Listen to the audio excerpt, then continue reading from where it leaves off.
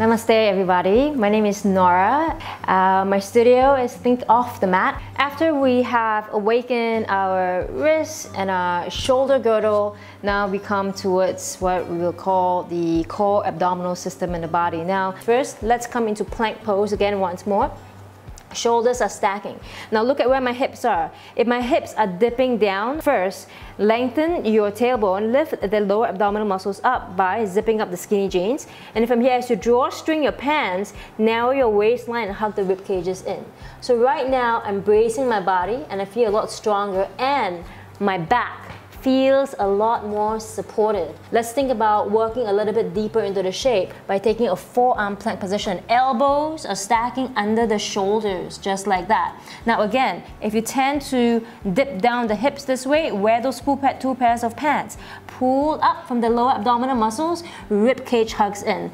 Draw the shoulders back as we practiced before in a previous video, and allow the body to stay strong, just like that. The legs are active too. Even though it's an arm balance, all right, we're on our arms, the whole body is involved and invited to the party. The legs are involved, your chest muscles are involved, all right, and obviously the core abdominal muscles and the front body are definitely involved here.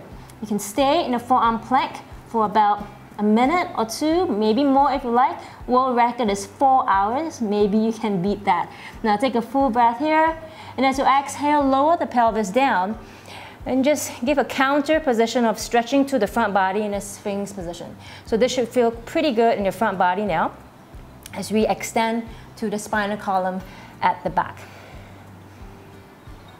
All right, one more really very less invasive way of firing up the core is lying on your back.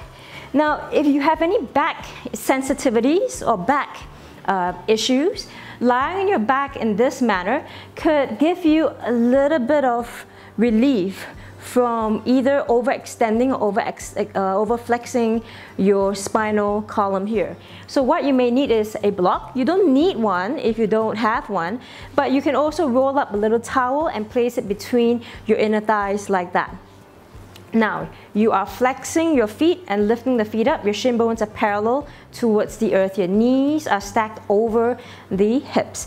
You can lace your fingers behind the back body like that. Make sure your chin is tilted just a tad bit down towards your chest so as not to overextend the neck, and keep the neck at its neutral position here. All right, notice how there's a little gap between your back and the mat almost instinctively as you lift your feet up. What we're gonna do is we're gonna think about grounding the back down. So when we ground the back down, you're really expanding the back and you're contracting the front as we did. You're wearing those two pairs of pants.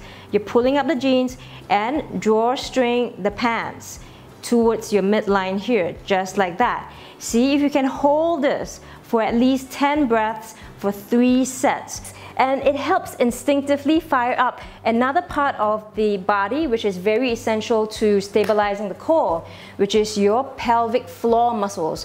In yoga, it's called the root lock or the mula bandha, and it is a hammock of muscles that starts from your pubic bone from the front all the way to the back of the pelvis. If you're not quite so sure what the root lock or the pelvic floor muscles are, just think about it as when you are in need of going to the bathroom and there's a long line, what do? Yes, you lift up those muscles to kind of control that sensation, that experience right there.